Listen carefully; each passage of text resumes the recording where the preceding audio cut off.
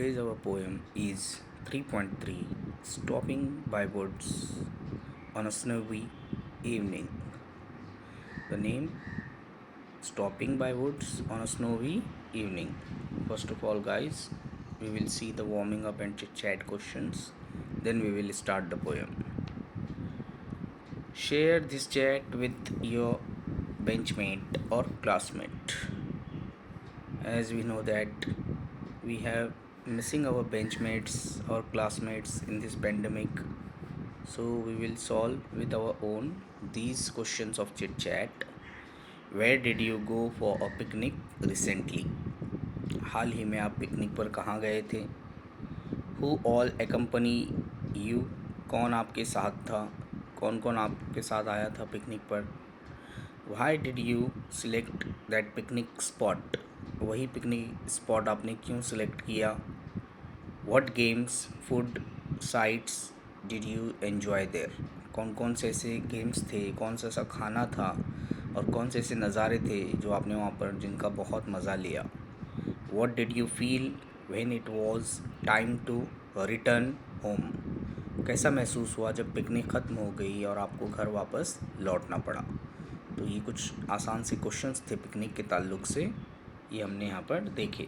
इसका आंसर आप खुद से जो है अपने आप से सोचने की कोशिश करेंगे। ठीक है बच्चों, look at the picture and frame question. Picture को देखकर क्वेश्चंस तैयार करना है। जैसे कि पिक्चर में देख रहे हैं आप लोग, यहाँ पर एक बर्फ़ की चोटी पर जो है पहाड़ी पर कुछ लोग ट्रेकिंग कर रहे हैं, कुछ लोग जो है माउंटेनियरिंग कर रहे हैं। ठीक है, तो उस पर से क्वेश्चन क्या बनाना है? Where are the trekkers trekking? Trekkers कहाँ पर जो ट्रेक कर रहे हैं, कहाँ पर जा रहे हैं, ये पहला उसने क्वेश्चन बनाया। अब बी क्वेश्चन हम क्या बना सकते हैं? Who all accompany you? ऊपर के जो क्वेश्चन दिए हुए चिट चैट के वो यहाँ पर हम लिख सकते हैं ना। Who all accompany you? कौन कौन आपके साथ था? और हम ये क्वेश्चन बना सकते हैं, why are you going to the mountain? आप क्यों जो है वहाँ पर जा रहे हैं, ये भी क्वेश्चन बन सकता है। What is your aim? आपका मकसद क्या है इस ट्रेकिंग को करने का? और हु इज़ एकम्पनी यू? कौन कौन आपके साथ था? तो ये क्वेश्चन यहाँ पर कुछ तैयार करना था। अब नंबर 2 देखो बच्चों, वार्मिंग अप क्वेश्चंस में।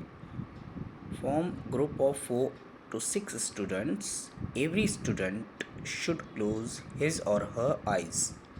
बच्चों को जो है 4 से 6 लोगों का जो बच्चों का ग्रुप है उसको बनाकर उनसे कहना है कि आप अपनी आंखें बंद कर लीजिए। As the group leader reads aloud the following lines. और जो नीचे दी हुई कुछ लाइन्स हैं उसको जो ग्रुप का लीडर है वो रीड करेगा। The students try to create a picture in his or her mind. और स्टूडेंट जो है अपने दिमाग में वो वर्ड सुनकर एक पिक्चर क्रिएट करने की कोशिश करेंगे।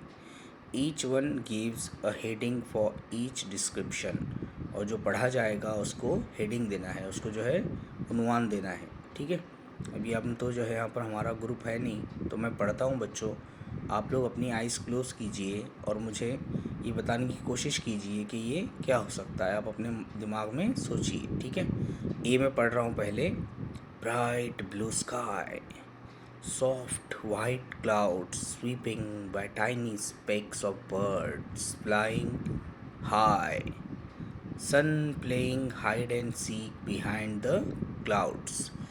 अब ये जो यहाँ पर मतलब है ब्राइट ब्लू स्काई, साफ और शफाफ जो है खुला आसमान, रोशन आसमान। सॉफ्ट नर्म मुलायम, वाइट क्लाउड्स सफ़ेद बादल, sweeping by tiny specks of birds. और उसके किसके साथ वो बह रहे हैं बादल? वो परिंदों के साथ जो है उड़ रहे हैं। फ्लाइंग हाई ऊंचाई पर। सन प्लेइंग हाइड एंड सीक, सूरज जो है वो छुप रहा है, निकल रहा है। बिहाइंड द क्लाउड्स, किसके पीछे से? बादलों के पीछे से।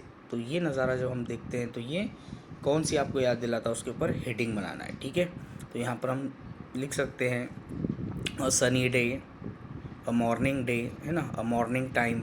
इस तरह से इसकी हेडिंग आ सकती है। बी में क्या दिया हुआ देखो बच्चों, miles of smooth barren land, sparkling sand stretch till the horizon in wave like forms thorny cacti popping here and there, an occasional cluster of plum provide a shady spot, a caravan of camels moving in a line in the distance. तो यहाँ पर क्या बताया गया? Miles of smooth barren land, barren कहा जाता है बंजर ज़मीन को, स्पार्कलिंग यानी चमकना, ऐसी ज़मीन जो चमक रही है, जो बंजर है, stretch till the horizon, sand stretch, और वो चमकने वाली चीज़ क्या है? रेत है, stretch till the horizon in wave like forms horny, और दूर दूर तक वो रेत फैली हुई है, कांटों के झाड़ नज़र आ रहे हैं, cacti propping here and there, हर तरफ जो है ऐसे ही कांटों से भरे हुए जो है पेड़ हैं, पौधे हैं छोटे छोटे, an occasional cluster of palms provide a shady spot, और जो दूर दूर जो है कुछ पाम के दरख्त हैं वो थोड़ी सी छाँव देते हैं, a caravan of camels moving in a line, और जो एक कारवां है कैमल्स का, वो जो है लाइन से कुछ दूरी पर चल रहा है। तो इसको जो है पढ़ने के बाद कौन सा आपके दिमाग में जो है जहन में बात आई? यस, अ डेजर्ट सीन, ये एक जो है डेजर्ट का सीन है ना। तो इस तरह क्यों बताया गया ये दोनों चीज़ें ए और बी में यहाँ पर? इसलिए बताया गया क्योंकि हमें यहाँ पर ये बताया जा रहा है बच्चों, सच अ फिगरेटिव डिस्क्रिप्शन, इस तरह का जो वर्ड अल्फाज के ज़रिए नज़ारा जो हम तैयार करते हैं, हमारे दिमाग में तस्वीर आती है, ऐसे फिगरेटिव डिस्क्रिप्शन को, दैट क्रिएट्स मेंटल पिक्चर्स, जो हमारे जहन में एक तस्वीर बना देता है, in the mind of the reader, पढ़ने वाले के, सुनने वाले के, इज़ कॉल्ड इमेजरी, इसको जो है फिगर ऑफ स्पीच इमेजरी कहा जाता है। और जो अगली पोएम हम पढ़ने जा रहे हैं, stopping by woods in the snowy evening, ये उसी का एग्जाम्पल है।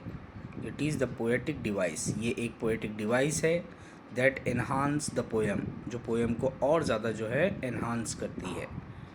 Compose in your group a 4 to 6 lines poem which contains imagery, हमको खुद से जो है ऐसी एक इमेजरी वाली एग्जाम्पल के साथ पोएम क्या करना है, या फिर लाइन्स तैयार करना है। फॉर एग्जाम्पल देखो बच्चों, मैं बोलता हूँ अभी आपको कि a big building, in the middle a big ground, so many children came there, they sit in a room, a person teaching them, students writing and reading।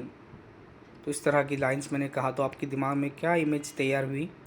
कौन सी इमेज आई आपके दिमाग में? क्या, कौन सा सीन है ये? हाँ, वेरी गुड, ये जो है स्कूल का सीन है। कौन सा सीन है बच्चों? ये स्कूल की बिल्डिंग का सीन है, स्कूल का सीन है, ठीक है। तो इस तरह से हमने यहाँ पर देखा कि इमेजरी यानी किसे कहा जाता है, अल्फाज के ज़रिए दिमाग में जो है एक तस्वीर, एक मंज़र को जो है पेश करना, ठीक है। अभी आगे हम जो है पोएम की शुरुआत करते हैं बच्चों। सबसे पहले देखते हैं कि पोएम किसने लिखी है। तो ये जो हमारा 3.3 वाला आज पोएम है, इसका नाम है stopping by woods on a snowy evening, Robert Lee Frost इसके जो है ये वो जो है पोएट हैं, शायर हैं, जिनका जन्म 1874 में हुआ और जिनका इंतकाल 1963 में हुआ। वॉज एन अमेरिकन पोएट, और ये अमेरिका के रहने वाले शायर थे। He is a highly regarded for his realistic depictions of rural life, ख़ास तौर पर वो जो है रियलिटी बयान किया करते थे देहाती ज़िंदगी की, रूरल यानी देहाती। And his command of American colloquial speech, और उनकी जो कोलोकियल स्पीच है वो बहुत ज़्यादा जो है मशहूर है। He is one of the most popular and critically respected American poets of the 20th century. He received 4 Pulitzer Prize for poetry. In this poem, the poet described a little incident happening in a snowy evening. इस poem में शायर ने जो है एक छोटे से वाक़ये को बयान किया गया है, जो स्नोवी इवनिंग यानी कि बर्फ़बारी जिस शाम हो रही थी उस वक्त के जो है सीन को उसने बयान किया है। एज अ ट्रैवलर, एक मुसाफिर के तौर पर, the poet is fascinated by the beautiful scenes in the woods, जो बर्फ़बारी जब हो रही थी तो वो कहीं जंगल में जो है फंस गया था, जंगल में वो जो है जहाँ लकड़ियाँ थी बहुत सारी, जहाँ पर पेड़ थे, वहाँ पर वो रुक गया, उसको बहुत खूबसूरत वो नज़ारा लगा। ही स्टॉप्स टू एन्जॉय, वो वहाँ पर रुका उसको उसका मज़ा लेने के लिए उस नज़ारे का। बट हिज माइंड अर्ज हिम टू गो ऑन, लेकिन उसका दिमाग था कि उसको वहाँ पर रुकने के लिए नहीं कह रहा था, क्योंकि उसको बहुत जल्द कहीं पर पहुँचना था, उसको जो है किसी का वादा किया हुआ पूरा करना था। तो इस तरह से इस बात को बयान किया गया। तो बच्चों मैं पोएम पढ़ रहा हूँ, देखो अभी यहाँ पर तस्वीर भी दी हुई है, अभी हम पोएम के ज़रिए देखेंगे। Whose woods these are, I think I know. Whose woods these are, I think I know.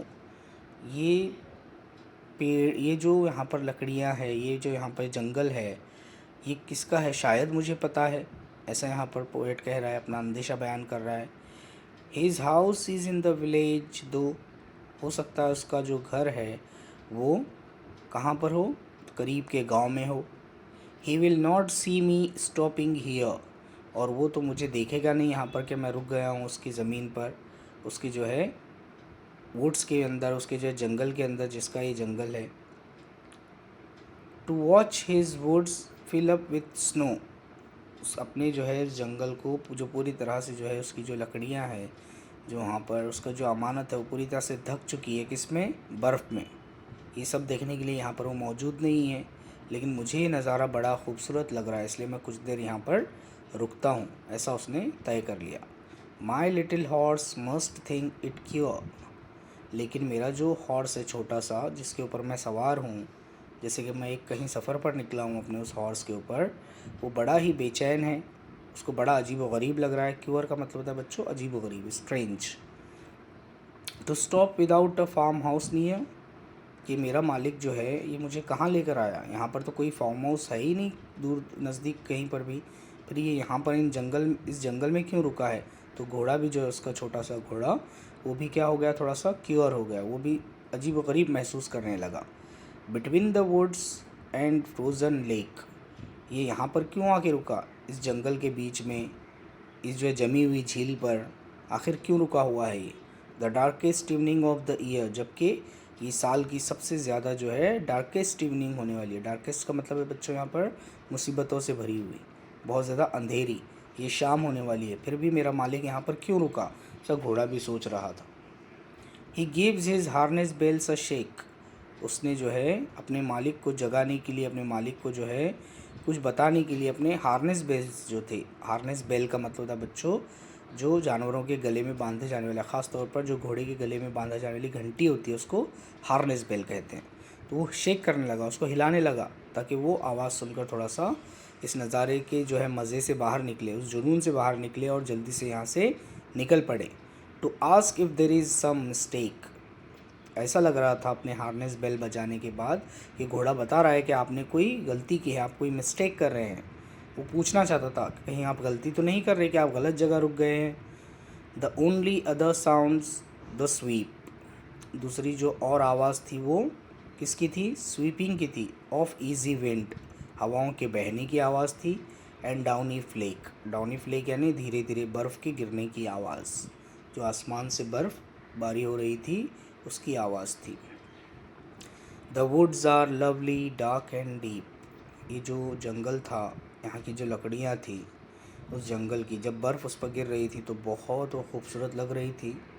Dark and deep, धीरे धीरे अंधेरा भी हो रहा था, और उस खूबसूरती की कोई इंतहा नहीं थी कि अंधेरी रात में जो है शाम के वक्त में इस सफ़ेद बर्फ़ को देखना उन लकड़ियों के बीच, उस जंगल के बीच, ये बहुत ही खूबसूरत एक नज़ारा मुझे लग रहा था।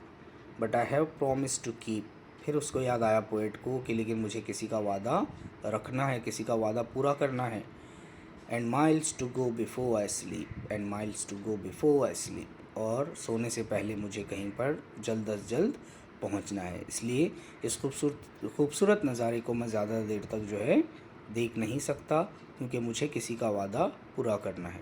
तो एक छोटी सी इमेजरी पोएम है 3-4 स्टांजा वाली, जिसमें एक स्नोवी इवनिंग को बयान करने की यहाँ पर पोएट ने कोशिश की है, और साथ ही साथ आखिरी स्टांजा में ये भी बताया है कि चाहे कितनी ही चीज़ जो है हमको ललचाने की कोशिश क्यों ना करें, लेकिन जब हम किसी से कोई वादा करते हैं, किसी से कोई बात करते हैं और किसी को ज़बान दे देते हैं, तो उस ज़बान से हमको पलटना नहीं चाहिए। इस बात का भी हमको पता चलता है। उम्मीद है बच्चों आपको पोएम समझ में आई होगी। फिर मिलते हैं एक नए वीडियो के साथ। हमारे इस वीडियो को लाइक करें, शेयर करें, सब्सक्राइब करें, ठीक है।